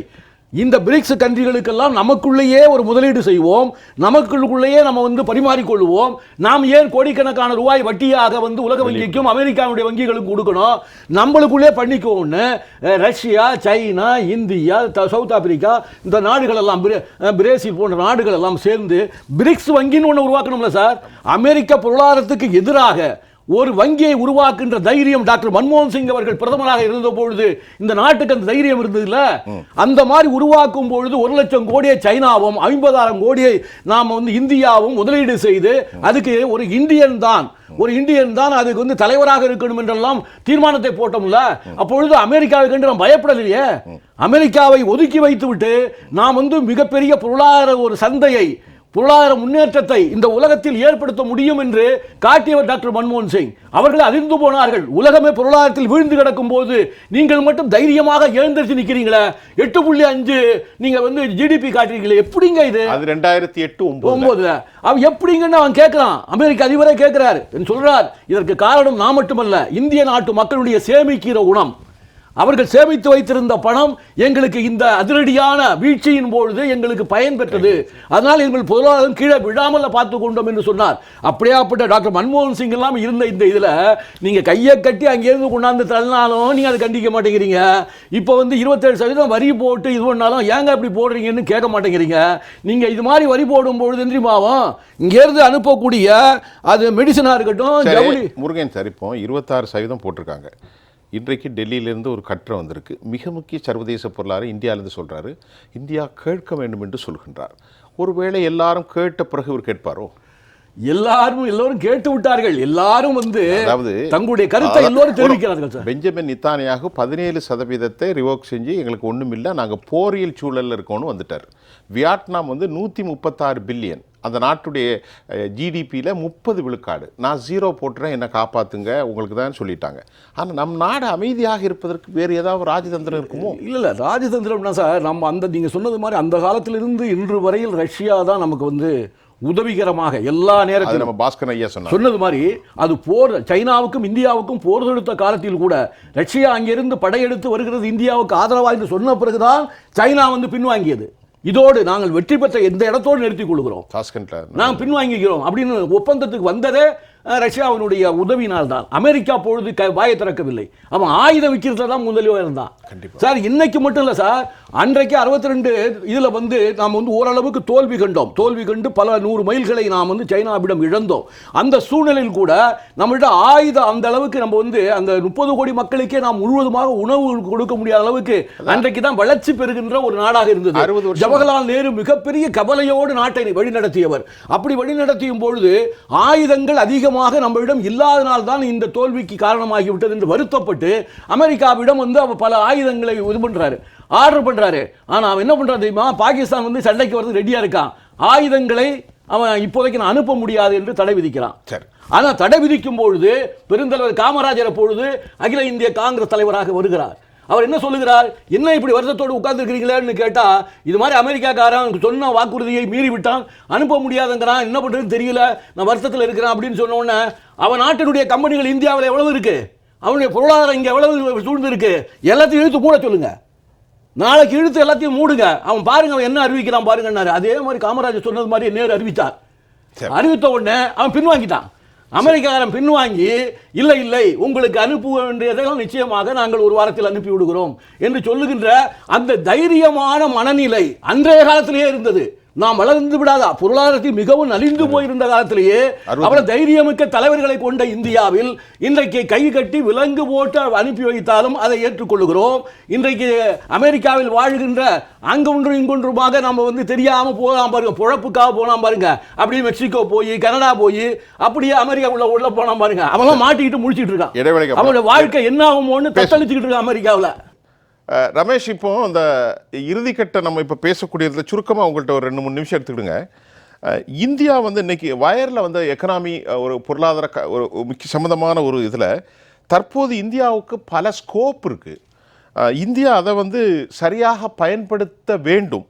அதை நான் தமிழில் சொல்கிறேன், ஆங்கிலத்தில் வந்தது. இந்தியா தலைவர்கள் வந்து உடனடியாக இதை செயல்படுத்த முடியும் என்று பாஜக அரசுக்கு ஒரு அழுத்தம் கொடுக்கிறது. இந்திய வர்த்தக விரிவாக்க வாய்ப்புகள் உள்ள நிலையில் இந்தியா இதை பயன்படுத்த முடியுமா என்ற ஒரு கேள்விக்கு முருகையன் போன்றவர்கள் இந்த மௌனம் என்ன விவகாரத்தை சொல்கிறது அப்படிங்கிற கேள்வியோடு நான் உங்களுக்கு இறுதி கேள்வியாக வைக்கிறேன். இந்த நிகழ்ச்சியில் சொல்லுங்க ரமேஷ் சார். முதல்ல நம்ம வளரும் நாடுல இருந்து இது பண்ணி நம்ம வளர்ந்த நாடுங்கிற ஒரு மென்டாலிட்டி நமக்கு வரணும். அது முக்கியமான ஒரு விஷயம். Developed country. அதுல இன்னொரு முக்கியமான விவகாரம் என்னன்னாக்க தற்சார்பு பொருளாதாரம்னு சொல்றோம். சோ தற்சார்பு பொருளாதாரம்ங்கிறது பல விஷயங்களை உள்ளடக்கியது. அதுல வந்து மெயினா அக்ரிகல்ச்சரல் அப்படிங்கிற ஒரு முக்கியமான விஷயம். ரெண்டாவது நம்ம வந்து இந்த சுயசார்பு விஷயங்கள் எல்லாத்தையுமே தன்னிறைவு பெறும் விஷயங்களாக பல விஷயங்களை செய்திருக்கணும், நம்ம செய்ய தவறிட்டோம். சீனா ஒரு உதாரணத்துக்கு இந்த ஆப்பிரிக்கால எல்லாம் போய் அந்த சுரங்கங்கள் சொன்னேன் இல்லையா, ரேர் எர்த் மினரல்ஸ் சொல்லக்கூடிய சுரங்கங்கள் வாங்கியப்போ இந்தியாவும் வாங்கியிருக்கணும். ஆனா இந்தியால என்ன பைத்தியகாரத்தனமான விஷயங்கள்லாம் பண்ணிருக்கோம்னா, நம்மளுடைய கடலோரங்கள்ல இருக்கக்கூடிய துறையத்தை எல்லாம் எடுத்து எக்ஸ்போர்ட் பண்ணிருக்கோம், அதை திருடவும் அலோவ் பண்ணோம். இன்னைக்கு எனர்ஜி விஷயங்கள்ல வந்து பாத்தீங்கன்னாக்கா உங்களுக்கு வந்து ரொம்ப சேஃபஸ்ட் எனர்ஜி ப்ரொடக்ஷன் அப்படின்னா இன்னைக்கு வந்து நீங்க மேனுஃபேக்சரிங்கா இருக்கலாம், எதுவா வேணா இருக்கலாம். தோரியம் ரியாக்டர்ஸ்ங்கிறது வந்து ரொம்ப ஒரு சக்சஸ்ஃபுல் அண்ட் சேஃபஸ்ட் அப்படிங்கிற அளவுல இருக்கும்போது அந்த டெக்னாலஜியை டெவலப் பண்ணி நம்ம உலகத்துக்கே கொடுக்குற அளவுக்கான ஒரு விஷயங்களை செய்திருக்க முடியும். நம்ம வந்து இன்னும் கூட வந்து ரஷ்யால இருந்தோ இந்த அணு உலைகளை வாங்குவது, ரஷ்யாவில இருந்தோ இல்லைன்னா அமெரிக்காவோட டெக்னாலஜியோ இந்த மாதிரியாக வாங்குவதற்கான வேலைகளை தான் செய்து கொண்டிருக்கிறோங்கிறது ஒரு வருந்தத்தக்க விஷயம். ரெண்டாவது மூணாவது விஷயம், பாத்தீங்கன்னா அந்த மாதிரி ரேர் எர்த் மினரல்ஸ் இருந்ததுன்னா அந்த பேட்டரி டெக்னாலஜில நம்மளும் ரொம்ப முனைப்பு காமிச்சிருக்கலாம். நம்மள பாராளுமன்றத்துல பேசுறதோட சரி எல்லாம் ஆர்டிபிஷியல் இன்டெலிஜென்ஸ் வச்சு பண்ணிடுவோம். ஆனா உண்மையிலேயே நிலவரம் என்னன்னா ஆர்டிபிஷியல் இன்டெலிஜென்ஸ்ங்கிறது நாளாக உங்களுடைய வேலை வாய்ப்புகள் குறைந்து கொண்டே போகுது. கிட்டத்தட்ட 40% ஒரு வேலைகள்ல வந்து ஒரு ரிப்பெட்டிட்டிவ் டாஸ்க்னு சொல்லுவோம். திரும்ப திரும்ப ஒரே மாதிரியான வேலையை செய்யக்கூடிய இடங்கள்ல அங்கெல்லாம் வந்து உங்களுக்கு வந்து இந்த ரோபோட்டிக் இதை வந்து நீங்க வந்து ஈஸியா வந்து இம்ப்ளிமெண்ட் பண்ணிட்டு போக முடியுங்கிற மாதிரியான விஷயங்கள் இருக்கு. இது எந்த அளவுக்கு ஆயிருக்கு அப்படின்னு பாத்தீங்கன்னா இந்த ப்ரோக்ராமிங் லாங்குவேஜ் சொல்லக்கூடிய இந்த ஐடி துறை சேர்ந்த பல விஷயங்கள்ல வந்து இதை வந்து ரொம்ப சுலபமா செய்ய முடியுது. இன்னும் வரும் காலங்கள்ல இன்னும் வேகமாக முன்னெடுக்கப்படும் அப்படிங்கறது எல்லாமே இருக்கு. இந்த மாதிரியாக ஒவ்வொரு விஷயத்திலையும் நம்ம இந்தியாவில வந்து கொஞ்சம் கோட்டை விட்டார்கள் அப்படின்னு தான் சொல்லணும். எனக்கு ரொம்ப ஒரு வருத்தமான விஷயம் என்னன்னா, இப்போ ஒரு 2-3 ஆண்டுகளுக்கு முன்பு ஆரம்பித்து இன்று கம்ப்யூட்டர் சயின்ஸ் வரைக்கும் படித்துக் கொண்டிருக்கக்கூடிய மாணவர்களின் எதிர்காலம் எப்படி இருக்குங்கிறது பயமா இருக்கு. இது கம்ப்யூட்டர் துறை மட்டும் இல்ல, அதையும் தாண்டி பல விஷயங்கள்லாம் வந்து நம்ம வந்து கவனிக்க வேண்டிய ஒரு இன்னொரு கேள்வி உங்கள்கிட்ட கேட்கிற பொருத்தமா இருக்கும். ரொம்ப முக்கியமான கேள்வி. இந்திய தலைவர்கள் பேசுகிற அளவிற்கு இந்த ப்ரொக்ளமேஷன் அது புறப்ப கண்ட அளவிற்கு உண்மையிலேயே இந்திய பொருளாதாரத்தை அவர்கள் வலுப்படுத்தி இருக்கிறார்களா? ஒரே கேள்விக்கு பதில் சொல்லுங்க. நிச்சயமாய் அது எல்லா தலைவர்களையும் சேர்த்து சொல்லணும். இப்போ அதே மாதிரி சொன்னாரு, இப்ப நான் ஏன் வளர்ந்த நாடுகள் போல நடக்கணும்னு நான் சொன்னேங்கிறதுக்கு ஒரே ஒரு உதாரணம் சொல்லிடுறேன். இது நேருவா இருக்கலாம், மோடியா இருக்கலாம், அதை பத்தி எல்லாம் கவலை இல்லை எனக்கு. நான் மக்கள் நலன், நம்ம நாட்டுடைய நலன்கிறத பத்தி பேசும்போது எப்பவுமே நம்ம நாட்டுக்கு என்ன, அமெரிக்கால முதல்ல யோசிக்கும் போது எனக்கு என்னன்னு யோசிக்க மாட்டாங்க, என் நாட்டுக்கு என்னங்கிறதா யோசிப்பாங்க. அது எவ்வளவு பெரிய செல்பிஷான லீடரா இருந்தா கூட அந்த வகையில பார்க்கும்போது நம்ம என்ன பண்ணிருக்கணும், ஏன்னா சைனாவுக்கு கடந்த காலங்களில் சொன்னாங்க ஒரு USSR அப்படின்னு சொல்லக்கூடிய ஒருங்கிணைந்த ரஷ்யாவாக இருந்த பொழுது அவங்க நமக்கு துணை நின்றார்கள். சைனாவிற்குமே ஒரு ஆப்போசிட் இதுவா இருந்தாங்கன்னு பாக்குறோம். ஆனா இன்னைக்கு நிலைமை எப்படின்னா ரஷ்யாவானது சைனாவோட ஜூனியர் பார்ட்னரா இருக்கு, சைனாவுடைய கைப்பிடியில் இருக்கிறது. அதனால நம்ம முதுகுல ரஷ்யாவும் குத்தி இருக்குங்கிறது தான் நிதர்சனமான உண்மை. இதுக்கு பல உதாரணங்கள் இருக்கு. காரணம் என்னன்னாக்கா இன்னைக்கு டெக்னாலஜில சைனாவுடைய பல டெக்னாலஜிகள் ரஷ்யா நம்பி இருக்கு. S-400ல இருந்து ஆரம்பிச்சு நமக்கு கொடுக்கக்கூடிய S-400ல எந்த அளவுக்கு நம்பிக்கையானதுன்னு நமக்கு தெரியாது. ஏன்னா அவங்க வந்து அவங்க S-500 டெவலப் பண்ணிட்டு அவங்க S-400 இதெல்லாம் வந்து நமக்கு வந்து பழைய விஷயங்களை தள்ளி விடுற மாதிரி தான் பண்றாங்க. இப்ப ஒன்னே ஒண்ணு சொல்லி முடிச்சு அப்புறம் நமக்கு கொடுத்தாங்க. சரி, இல்ல இப்ப ஒன்னே ஒண்ணு சொல்லிடுறேன், நேரம் ஒரு 5 நிமிஷம் தான் இருக்கு. இந்த S-400 சொன்னோன்னா தாட் system, Arrow system, David sling இதெல்லாம் இப்போ ஃபெயிலியர் ஆயிட்டு இஸ்ரேலில். அதை நீங்கள் பார்த்துருப்பீங்க. ஆக நமக்கு இந்த S-400க்கு 40,000 கோடி ஸ்பெண்ட் பண்ண போகிறோம். இதெல்லாம் நம்ம இன்னொரு டீட்டெயிலாக பேசணும். 7 நிமிஷம் இருக்குது, ரொம்ப அழகான இன்னும் நிறைய பேசணும்னு ஆசையாக இருக்குது, ஆனாலும் நேரம் இடம் மறுக்குது. ரொம்ப நன்றி ரமேஷ் சார். சந்தனா சார், உங்களுடைய சுருக்கமான நிறைவு கருத்து சார். எஸ், ஸோ இப்போ எல்லா ஸ்பீக்கர்ஸுமே பேசினாங்க, ரொம்ப அருமையா பேசினாங்க. நானும் நிறைய கத்துக்கிட்டேன் ஆக்சுவலா. இதுல ஒரு விஷயம், இப்போ இருக்கிற சிச்சுவேஷன்ல நம்ம என்ன கத்துக்கலாம் அப்படின்னு நீங்க பாத்தீங்க அப்படின்னா, உங்களுக்கு இந்தியா ரைட் நவ் என்ன மாதிரி அமெரிக்கா அணுகலாம் அப்படின்னா, நம்பர் 1 நம்மளுடைய எக்கானமியை கொஞ்சம் ஓபன் பண்ணலாம், சில டேரிஃப் எல்லாம் குறைச்சு ஓபன் பண்ணலாம். 2வது, நம்மளும் இப்ப சொன்ன மாதிரி கொஞ்சம் காம்படிட்டிவ்னஸ் இன்க்ரீஸ் பண்ணணும். எப்பவுமே நம்ம வாய் வார்த்தையில நிறைய பேசிக்கிட்டு இருக்கிறோம், ஆனா செயல் அது இருக்கிறது இல்ல. அது நம்ம சரி இன்க்ரீஸ் பண்ணணும் கண்டிப்பா. அதுக்கப்புறமா இன்னொரு விஷயம் என்ன அப்படின்னா, நமக்கு வந்து ஓவராலா நம்ம எக்கானமி அமெரிக்காவுக்கு எக்ஸ்போர்ட் பண்றதை நம்பி பெருசா இல்ல. ஆனாலுமே நாம வந்து அமெரிக்காவுக்கு எக்ஸ்போர்ட் இப்ப அவங்க கிட்ட இருந்து நம்ம வாங்கினாதான் நம்ம பொருட்கள் அவங்க வாங்குவாங்கன்னு சொன்னாங்கன்னா ரொம்ப ஈஸியா 2 பொருளா வாங்கலாம். அந்த ரெண்டுமே ஆக்சுவலா இப்போ சார் மென்ஷன் பண்ணியிருந்தாரு, எழுத்தாளர் மென்ஷன் பண்ணியிருந்தாரு. ஒன்னு ஆயில், இன்னொன்னு ஆர்ம்ஸ். இந்த 2 பொருளுமே வந்து அமெரிக்கன்ஸ் விற்கிறதுக்கு ரொம்ப ரெடியா இருப்பாங்க. ட்ரேட் டெபிசிட்டை மேனேஜ் பண்ணணும் அமெரிக்கா கூட அப்படின்னா இந்த 2 பொருளை வாங்கினாலே நம்மளுக்கு ஆக்சுவலா ட்ரேட் டெபிசிட் ஓரளவுக்கு மேனேஜ் ஆயிடும். அது மேனேஜ் ஆயிடுச்சு அப்படின்னா நம்மளுக்கு இப்போ இருக்கிற பிரச்சனைகள் பெருசா அமெரிக்கா கூட இல்லாம இன்ஃபேக்ட் அமெரிக்கன் இன்வெஸ்ட்மெண்ட்ஸை இந்தியாவுக்குள்ள நம்ம கொண்டு வரதுக்கும் நம்மளுக்கு யூஸ்ஃபுல்லா இருக்கும். ஸோ அதுவுமே நம்ம பண்ணலாம். பட் என்ன இருந்தாலுமே நம்மளுடைய எக்கானமியை எப்படி மேம்படுத்துறது, உள்ள இருக்கிற இன்ஸ்டிடியூஷன்ஸ் எப்படி டெவலப் பண்றது, இண்டஸ்ட்ரியல் செக்டர்ஸ் எப்படி டெவலப் பண்றதுன்னு ஃபோக்கஸ் பண்ணணும். பீப்புள் ஸ்கில்ஸ் எப்படி வளர்க்கறதுங்கிறத ஃபோக்கஸ் பண்ணணும். அது பண்ணினாதான் நம்மளுக்கு இதுல ஒரு நிரந்தர கான்ஃபிடன்ஸ் ஒன்று வரும். இல்லாட்டி நம்ம எப்பவுமே பயந்துகிட்டே தான் இருப்போம். அவர் சொல்றாரு பேச்சு ரொம்ப இருக்கு, வேலை நடக்கலைங்க. ஆமா, நீங்க இந்த சுருக்கமா இந்த ட்ரம்ப்பினுடைய இந்த அறிவிப்புனால ஒரு 4 நாளுக்குள்ள 500 பணக்காரர்களுடைய அந்த பங்குச்சந்தை மார்க்கெட் இருக்கு பாருங்க, $536 பில்லியன் வந்து இழப்பு ஏற்பட்டு. அது பொதுவா வந்திருக்கு. அந்த அளவுக்கு நான் இப்ப கேட்கறது நிகழ்ச்சியா நமக்கு என்ன பேசுவோம்? இந்த பாருங்க 5 உலகத்துல யாருக்கும் எப்படி போட்டு எங்களுக்கு என்ன கிடைக்கும்? இல்ல நமக்கு ஒண்ணு இல்ல, நம்ம நாடு என்ன செய்யணும்? இதுக்கு நீங்க எதிர்வினை ஆற்றி அவர்களுக்கு நம்ம இது பண்ணலன்னு சொன்னா, இப்ப இங்க இருந்து நம்ம ஜவுளி ஏற்றுமதி நிறைய பண்றோம் அமெரிக்காவுக்கு. அங்க நீங்க வரியை எக்கச்சமா 27% வரியை போடும்போது நம்ம பொருள்கள் அங்கே விற்பனை ஆகாது. அப்போ அந்த பொருள் விற்பனை ஆகும்போது நம்ம ஆகலங்கும்போது நம்ம ஏற்றுமதி குறைஞ்சு போயிடுது. ஏற்றுமதி குறையும் போது இங்கே உள்ள தொழிற்சாலைகள் இழுத்து மூடுற வேலைக்கு வந்துடும், இல்லை பல லட்சம் பேர் வேலை இழக்க வேண்டிய சூழ்நிலை வரும். இந்த இழப்பெல்லாம் இருக்கும். அதனால இதுக்குரிய நம்ம எதிர்வினையை நம்ம ஆற்றியாக வேண்டும். அது மாதிரி அமெரிக்கா நினைக்குது அதனுடைய வளர்ச்சிக்காக தான் அந்த அறிவிப்புன்னு. இல்லை, அங்கே 5 லட்சம் சோயா விவசாயிகள் அமெரிக்காவில் இருக்காங்க. அதனுடைய இது நிறைய யூரோப்பியன் கண்ட்ரிக்கும் எல்லா நாட்டுக்கும் வருது. எல்லா நாட்டுக்கும் அனுப்பு. சைனாவுக்கு சோயாவை அமெரிக்கா அனுப்பிட்டு இருக்காங்க. அதான் அது மாதிரி அவங்களும் வரி போட்டு அந்த சோயாவுக்கு வரியை போட்டு அதனுடைய பாதிப்புகளை அதிகமாக உருவாக்கினால் அமெரிக்காவில் இருக்கக்கூடிய 5 லட்சம் சோயா விவசாயிகள் இருக்கான் பாருங்க, அவனுக்கும் அங்க பெரிய பாதிப்பு வரும். அது அவனுடைய நாட்டின் பொருளாதாரத்தை மங்க செய்வதற்கு அடியெடுத்து வைத்தது மாதிரி ஆகிவிடும். எனவே ட்ரம்ப் நினைக்கிறார் ஏதோ உலகத்தை நாம் கட்டி ஆடுறோம் நினைச்சு நடவடிக்கை அவர் நாட்டுக்கே பொருளாதார நெருக்கடியை கொடுக்க வேண்டிய கட்டாயம் வந்தாலும் ஆச்சரியப்படுவதற்கு இல்லை என்பதுதான் என்னுடைய கருத்து. இப்ப நீங்க டெஸ்லா காரை சைனாவில் டெஸ்லா காரை சைனாவில் உற்பத்தி பண்ணிருக்கான். அதனுடைய இந்த வரியினால ஒரு காரினுடைய விலை $8000 கூட விற்கும். அதனால 2 பேருக்குள்ள மோதல் செய்தியும் வந்திருக்கு. இப்ப என்ன பண்ணுவான், டெஸ்லா கார் கம்பெனியை காலி பண்ணிட்டு சைனாவில இருந்து வெளியே வர வேண்டிய கட்டாயத்துக்கு வந்துடும். சரி, ரமேஷ் சார் என்ன குறிப்பிட்டீங்க சொல்லுங்க சார். சார் சொல்லுங்க. சார் ஜவுளித்துறையை பத்தி பேசும்போது ஒரு ரொம்ப இன்ட்ரெஸ்டிங்கான திங், நமக்கு டாரிஃப் போடும்போது 30% கீழே போடுறாங்க. ஆனா அது சைனால இருந்தும் இந்த இது ஜவுளி பொருட்கள் போகும்போது அங்க 125% சொல்றோம். அப்போ நமக்கு டாரிஃப் போட்டாலும் இந்தியாவிலிருந்து அதிகப்படியாக ஏற்றுமதி செய்வதற்கான ஒரு வாய்ப்பு அமையும். ஏன்னாக்க மற்ற நாடுகளை நீங்க கம்பேர் பண்ணும்போது யார் யாருக்கெல்லாம் டாரிஃப் போட்டிருக்காங்களோ அதை கம்பேர் பண்ணும்போது நமக்கு டாரிஃப் கம்மின்னு பார்ப்போம். அப்போ என்ன ஆகும்னா அதுல டாரிஃப் போட்டாலும் கூட நமக்கு தான் அதிகப்படியான ஒரு வாய்ப்பா இருக்கும். பல இடங்கள்ல நம்ம பொதுவா போட்டுட்டாலே அது நமக்கு நெகட்டிவ்னு பாக்குறோம்.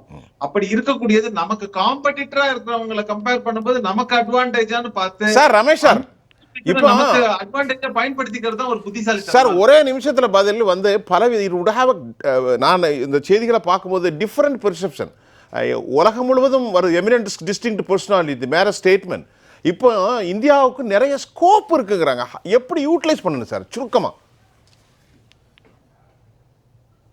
சார் என்கிட்ட கேட்டீங்க, உங்கள்ட்ட தான் கேட்கிறேன். நிறைய ஸ்கோப் இருக்கு சைனா. ஸ்கோப் இருக்குன்னாக்கா இப்ப பாருங்க நம்ம சர்வீஸ் பேஸ்ட் எக்கானமி. இந்த சர்வீஸ் பேஸ்ட் எக்கானமில பாத்தீங்கன்னா இப்ப பிபிஓ செக்டர் பெருமளவுல வீழ்ச்சியை சந்திக்க போகிறது. காரணம் என்னன்னா டெக்னாலஜி, ஏஐ டெக்னாலஜி எல்லாம் யூஸ் பண்ணீங்கன்னா ஆட்டோமேட்டிக்கா உங்களுக்கான பல விஷயங்கள் குறையும். அதே மாதிரி ஐடிலையும் பாத்தீங்கன்னாக்க நீங்க அமெரிக்கா சார்ந்த டெக்னாலஜி யூஸ் பண்ணணும். இப்ப சைனாவும் அதுக்கு ஈக்குவலா ரொம்ப குறைந்த செலவுல அவங்க டீப் சீக்கு போன்றதெல்லாம் உருவாக்கி இருக்காங்க. அதுல ஆனா நீங்க உங்களோட டேட்டாவெல்லாம் பாதுகாப்பு இல்ல என்னங்கறது கேள்வி இருக்கு. அந்த வகையில பார்க்கும்போது நமக்கான நம்மளுடைய தற்சார்பு சம்பந்தப்பட்ட விஷயங்கள்ல பேசிக்கொண்டிருக்காமல் இதுல டெவலப் நாட்டுல பயன்படுத்துவதற்கு இப்ப சைனா ரொம்ப கேர்ஃபுல்லா பண்றாங்க. எல்லாமே அவங்களுடைய நாட்டுக்கு அமெரிக்கா உலகத்திற்கு கொடுத்த டெக்னாலஜியை போல தன் நாட்டுக்கு தானாக உற்பத்தி பல வச்சிருக்காங்க. இதுல அறிவுசார் திருட்டும் இருக்கு. அதை பத்தி எல்லாம் அவங்க கவலைப்படல பண்ணிருக்காங்க. நம்மளும் அதே மாதிரி இருக்கணும்ங்கறத என்னுடைய பாயிண்ட். எடுத்துக்கிறேன் சார். பாஸ்கரன் சார் உங்கள்கிட்ட ஏன் வந்துட்டேன்னா தற்சார்பு சுயாதீன பொருளாதாரத்துக்கு நிக்குது இந்த விவாதம். சுருக்கமா ரொம்ப அருமையான ஒரு பாயிண்ட் மிஸ்டர் ரமேஷ் சொன்னாரு. அது நான் சொல்லணும்னு நினைச்சேன். சைனாவுக்கு அதிக வரி விதிப்பு காரணமாக சைனாவுடன் வர்த்தகம் குறைகிற போது சைனா அமெரிக்காவுக்கு நெக்ஸ்ட் நேச்சுரல் டெஸ்டினேஷன் இந்தியா தான். அதனால இந்தியாவுக்கு ஆதாயம் இருக்கிறதுங்கிறது ஒரு நல்ல ஒரு ஆர்குமெண்ட். அது ஒரு நல்ல ஆர்குமெண்ட்.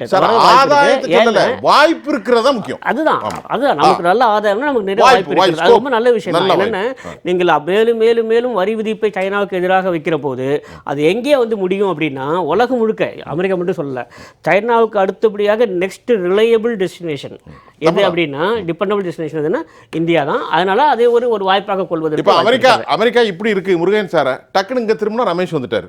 அப்போ அப்படி இருக்கு பக்கத்துல நெய்பரிங்ஸ். ஆக இந்தியா இதை சரியாக பயன்படுத்த வேண்டும் என்பதுதான் வயர் போன்ற நாளிதழ்கள் ஒரு நீண்ட கட்டுரை வெளியிட்டிருக்காங்க. பார்ப்போம் அரசியல் சூழ்ச்சிகள் எப்படி இருக்கு. நேர்களை இந்த ஒரு 55 நிமிஷத்தில் நாங்கள் நிறைய பேசியிருக்கோம். இதுக்கு மேலே பேசுவதற்கு மலை போல் தகவல்கள் இருந்தாலும் நேரம் இதுக்கு இடந்தர மறுக்கிறது.